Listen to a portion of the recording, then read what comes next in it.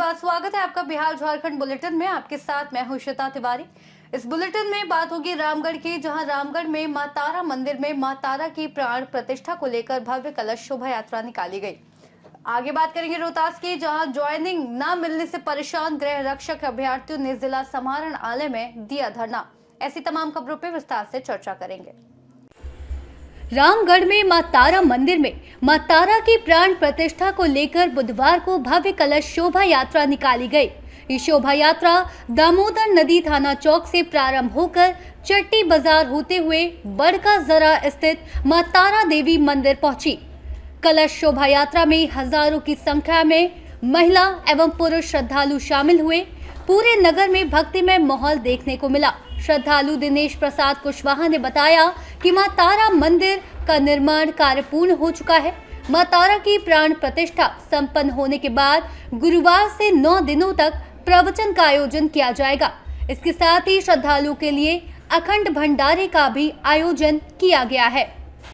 ये आयोजन में पहले तो मंदिर निर्माण हुआ और उसके बाद मां का स्थापना हुआ और प्राण प्रतिष्ठा के बाद जो है आप कलश यात्रा के बाद कल से 9 दिन का प्रवचन होगा और भंडारा। ये जो कार्यक्रम जो है कलश यात्रा मां तारा मंदिर के निर्माण हेतु के लिए निकाली गई है। जो बाजार समिति महुआ जारा से चल के हम लोग दामोदर नदी पहुँचे और यहाँ से जल लेके हम लोग वापसी गोला रोड होते हुए मां तारा मंदिर में हम लोग जाएंगे और वहाँ पे हम लोग अपना जल चढ़ाने का काम करेंगे। क्या नाम हुआ? मेरा नाम हुआ मनोज प्रसाद, बाजार समिति का रहने वाला हूँ। क्या है? मां तारी सदस्य हूँ। रामगढ़ से सी न्यूज संवाददाता राजीव सिंह की रिपोर्ट।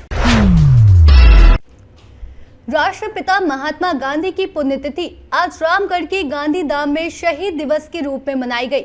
इस मौके पर रामगढ़ उपायुक्त फैज अहमद मुमताज और एसपी अजय कुमार, रामगढ़ विधायक ममता देवी, समाज सेवी सोनी देवी और वहां पर मौजूद लोगों ने बापू को श्रद्धांजलि अर्पित की। इस मौके पर रामगढ़ अजय कुमार ने कहा, महात्मा गांधी के आदर्शों को याद करते हुए विकसित और आत्मनिर्भर भारत के निर्माण पर जोर दिया और महात्मा गांधी के स्वदेशी के आह्वान को विकसित भारत का मूलभूत सिद्धांत बताया। जबकि समाज सेवी सोनी देवी ने बापू के आदर्शों को आत्मसात कर विकसित भारत के निर्माण की बात कही। बता दें कि महात्मा गांधी की 1948 में आज के ही दिन नाथूराम गोडसे ने गोली मारकर हत्या कर दी थी। कल भी प्रासंगिक थे, आज भी प्रासंगिक हैं और आने वाले पीढ़ियों के लिए भी हमेशा प्रासंगिक रहेंगे। राष्ट्रपिता महात्मा गांधी अपितु न केवल देश के लिए बल्कि रामगढ़ के लिए भी उनका स्थान बहुत महत्व है। उनकी अस्थि कलश यहाँ पे रखी गई थी। कांग्रेस का अधिवेशन रामगढ़ में हुआ है और उस स्वतंत्रता आंदोलन में रामगढ़ के यहाँ के जो स्वतंत्रता सेनानी थे उनका भी बहुत योगदान रहा है देश की आज़ादी में। और रामगढ़ झारखंड के मैप पे भी बहुत महत्वपूर्ण स्थान रखता है। और राष्ट्रपिता महात्मा गांधी की जो हम उनका जन्मदिन मनाते हैं, उनकी पुण्यतिथि मनाते हैं, तो उनके संदेशों को केवल कुछ दिवसों में बांधने की आवश्यकता नहीं है, बल्कि उनका जो संदेश रहा है वो पूरे विश्व के लिए कल्याण के लाइफ में बहुत सिग्निफिकेंस था और इस वजह से यहाँ पे भी उनका अस्थि कलश रखा गया था। आज पूरी तो हर साल की तरह यहाँ पे जो यहाँ के सिविल सोसाइटी है और प्रशासन की वो आके उनको श्रद्धांजलि देती है और हम लोग सब उनको याद करते हैं। जो वो एक सिर्फ भारत के लिए नहीं, दुनिया भर के लिए एक मार्गदर्शन रहे हैं, जो अहिंसा के रास्ते पर चलने के लिए पूरी दुनिया को गाइड किया है। तो बहुत सिग्निफिकेंस है उनका और आज उनकी पुण्यतिथि है। सिविल सोसाइटी भी और प्रशासन सब आकर के उनको यहाँ पे याद किया है। महात्मा गांधी जी के पुण्यतिथि का यहाँ पे कार्यक्रम रखा गया था। जैसा कि कहा जाता है कि महात्मा गांधी का एक अस्थि का कलश यहाँ भी स्थापित किया गया है, जैसे कि आप पीछे देख सकते हैं। तो उन्हीं का जो पुण्यतिथि है तो इसमें हम लोग को आने का यहाँ पे सौभाग्य प्राप्त हुआ। और यहाँ पे कमल बगड़िया सर है जो कि पूरा टाइल्स वगैरह का सारा काम किए हैं। लोग तो अपने घर पे लगाते ही हैं, घर को सुंदर बनाते ही हैं, लेकिन उनका इतना सराहनीय कार्य है तो उनको हम तहे दिल से धन्यवाद देते हैं, जो कि यहाँ पे हम लोग का मुक्ति धाम में आज का कार्यक्रम क्या रहा? आज का कार्यक्रम रहा कि हमने महात्मा गांधी जी को उनके पुण्यतिथि थी, उसमें हम लोग पुष्पांजलि फूल अर्पित किए, उनको मौन धारण किए। यहाँ पे एसपी सर भी आए थे, डीसी सर भी आए थे, थाना प्रभारी भी आए थे, ममता देवी भी, विधायक जी भी आई थी। तो यही रामगढ़ से सी न्यूज संवाददाता राजीव सिंह की रिपोर्ट। रोहतास जिले में होमगार्ड भर्ती को लेकर एक गंभीर मामला सामने आया है। भर्ती प्रक्रिया पूरी हुए लगभग 4 महीने बीत चुके हैं, लेकिन वेरिफिकेशन और चयन की सभी औपचारिकताएं पूरी होने के बावजूद चयनित अभ्यर्थियों को अब तक न तो प्रशिक्षण दिया गया है और न ही किसी स्थान पर योगदान कराया गया है। इस स्थिति से नाराज चयनित होमगार्ड अभ्यर्थी लगातार विभागीय कार्यालयों के चक्कर लगाने को मजबूर हैं। अभ्यर्थियों का कहना है कि वे पिछले 4 महीनों से होमगार्ड कार्यालय, जिला प्रशासन और संबंधित विभागों के बीच दौड़ लगा रहे हैं, लेकिन हर बार केवल आश्वासन ही दिया जा रहा है। चयनित अभ्यर्थियों के अनुसार उन्होंने रोहतास के जिला अधिकारी से भी मुलाकात की थी, जहां उन्हें जल्द समाधान का भरोसा दिया गया था, लेकिन अब तक कोई ठोस कार्रवाई नहीं की गई है। इसी से आक्रोशित होकर सोमवार को चयनित होमगार्ड अभ्यर्थी जिला समाहरणालय पहुंचे और वहां धरना प्रदर्शन किया। प्रदर्शनकारियों ने मांग की कि उन्हें अविलंब प्रशिक्षण देकर चयन के अनुरूप योगदान कराया जाए, ताकि वे रोजगार से जुड़ सके और अपने परिवार का भरण पोषण कर सके। अभ्यर्थियों ने चेतावनी दी कि यदि जल्द समाधान नहीं हुआ तो वे अपने आंदोलन को और तेज करेंगे। आज सासाराम समाहरणालय में आप लोग धरना पर बैठी हैं, किस लिए बैठी हैं, क्या मांग है आप लोग? ज्वाइनिंग हम लोग का डेट नहीं निकल रहा है। अगस्त में हम लोग का फिजिकल हुआ था, अक्टूबर में डेट मतलब निकल गया था, मेरिट फाइनल हो गया था। उसके बाद हम लोग का डीबीबी हो गया दिसंबर में। उसके बाद मतलब वर्दी वगैरह सब चीज़ मिल गया है, डेट पे डेट मिल रहा है, कभी मिल रहा है लास्ट दिसंबर 30 दिसंबर से पहले हो जाएगा, फिर मिल रहा है कि 10 जनवरी से हो जाएगा, फिर अभी हुआ था कि 25 से पहले मतलब डेट हम लोग का मतलब नोटिस निकाल दिया जाएगा, लेकिन अभी तक कोई नोटिस नहीं निकला है। वर्दी आप लोग को मिल गया, सब चीज़ मिल गया, A to Z चीज़ मतलब हम लोग क्लियर है। तो कहाँ परेशानी हो रही है आप लोग? बस हम लोग को ज्वाइनिंग डेट निकलेगा, नोटिस को निकलेगा तब ना हम लोग मतलब ज्वाइन कर पाएंगे, इसलिए हम लोग को दिक्कत हो रहा है। हम लोग आते आते थक गए हैं। पहले भी आई थी? हाँ, हम लोग आ चुके हैं, 12 तारीख को आए थे। क्या एक बार और आए थे तो हम लोग का मतलब उस दिन डीएम नहीं आई थी। क्या आश्वासन मिला था उससे? कि 20-25 से पहले आप लोग का मतलब नोटिस निकल दिया जाएगा और आप लोग लास्ट जनवरी तक फाइनल मतलब ज्वाइनिंग कर लेंगे। तो बताइए डीएम बोली, फिर भी डेट नहीं निकला। हम लोग इसीलिए आए हैं कि मतलब एक डेट निकाल देने, निर्धारण कर दे, हम लोग को सर्टिफिकेशन मिल जाए, हम लोग मतलब ठीक हो जाएंगे, घर पे आराम से बैठे हैं। बहुत लोग ना हम लोग से सवाल जवाब कर रहे हैं, और ऊपर से एक हम लोग ठहरे लड़की, बहुत लोग आगे पीछे है ना। क्या नाम है आपका? प्रीतिराज।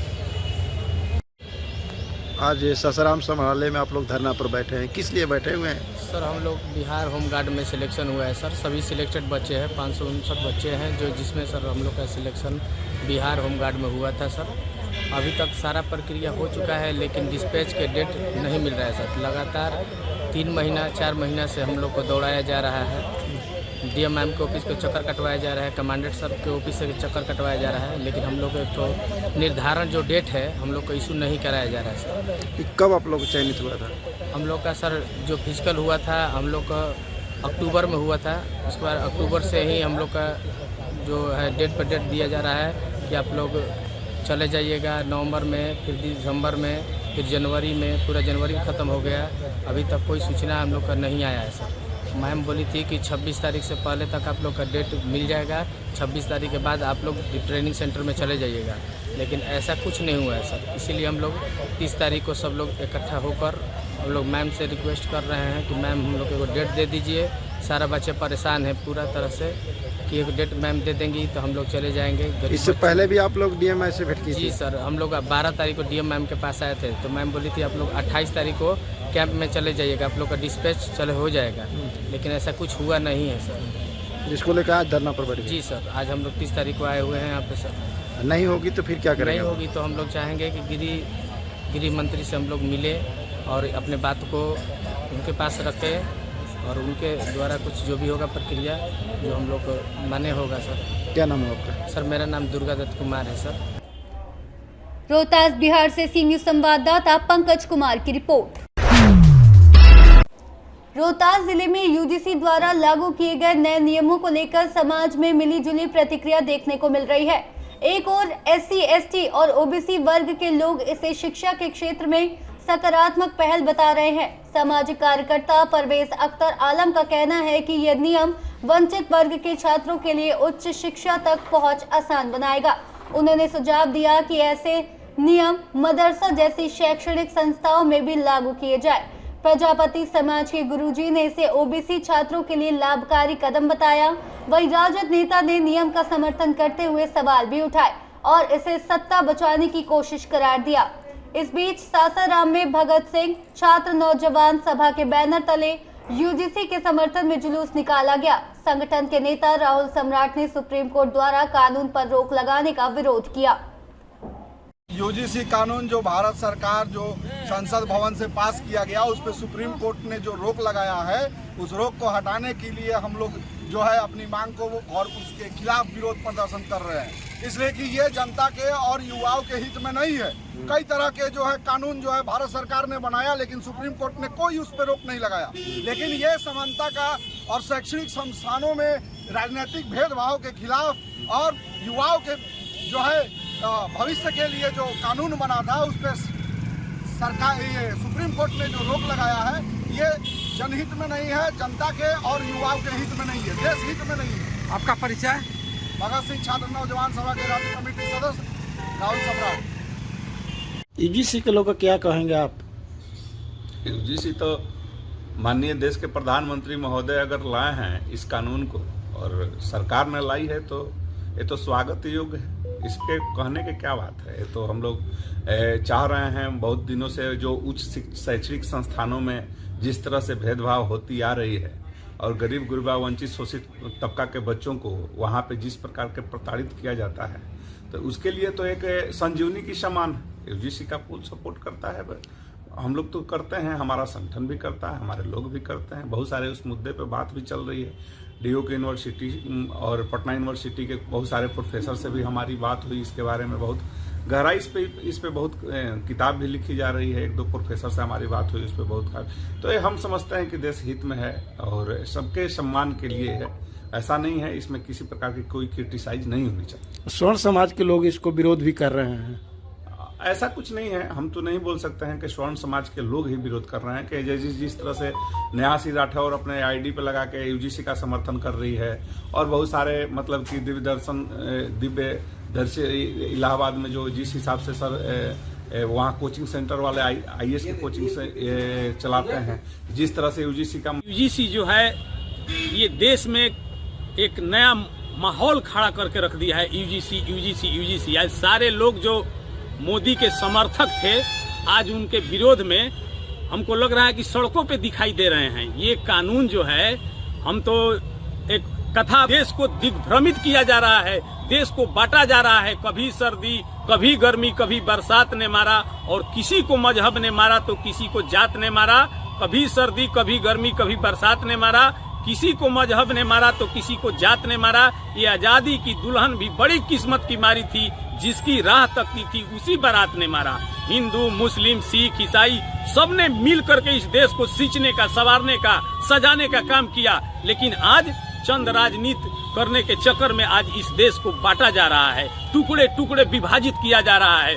ऊंच नीच, बैकवर्ड, फॉरवर्ड, जात पात में इस समाज को तोड़ा जा रहा है, सिर्फ और सिर्फ अपने आप को प्रधानमंत्री बने रहने के लिए देश में आज एक बेच रहा है। कि सरकार के द्वारा नहीं, यूजीसी यूनिवर्सिटी ग्रांट कमीशन के द्वारा पेश किया गया एक रेगुलेटरी एक्ट है, जिसमें उच्च शैक्षिक लोगों के लिए, उनकी पढ़ाई के लिए या उच्च बुद्धि रखने वाले लोग बहुत बढ़िया हिंदू धर्म के लिए एक फैसला दिए हैं कि इसमें SC, ST, OBC, विकलांग और महिला को बराबर की उनका अधिकार दिया जाएगा, बराबर उनका एडमिशन कराया जाएगा। इससे हिंदू धर्म में समानता आएगी। लेकिन इस रेगुलेटरी एक्ट में मुसलमानों के बारे में छोड़ दिया गया। कम से कम इसमें यह भी रहता कि मुस्लिम के द्वारा जो उच्च शैक्षिक संस्थान चलाए जा रहे हैं, हिंदू के द्वारा जो चलाया जा रहा है, सिख के द्वारा चलाया जा रहा है, जैन के द्वारा चलाया जा रहा है या बौद्धिस्ट के द्वारा चलाया जा रहा है, उसमें भी इस तरह का रेगुलेटरी एक्ट आता कि उसमें भी SC, ST, OBC और महिला विकलांग को, खास करके मुस्लिम को भी आरक्षण की बात रहती तो वह बहुत बढ़िया रेगुलेटरी एक्ट हो जाता। हालांकि ये अच्छा कदम है, पहला कदम है, बहुत बेस्ट कदम है। 1953 के में यूजीसी का गठन किया गया था, 56 में एक्ट बन करके फुल फ्लेज में ये काम करना शुरू किया। रोहतास बिहार से सी न्यूज संवाददाता पंकज कुमार की रिपोर्ट।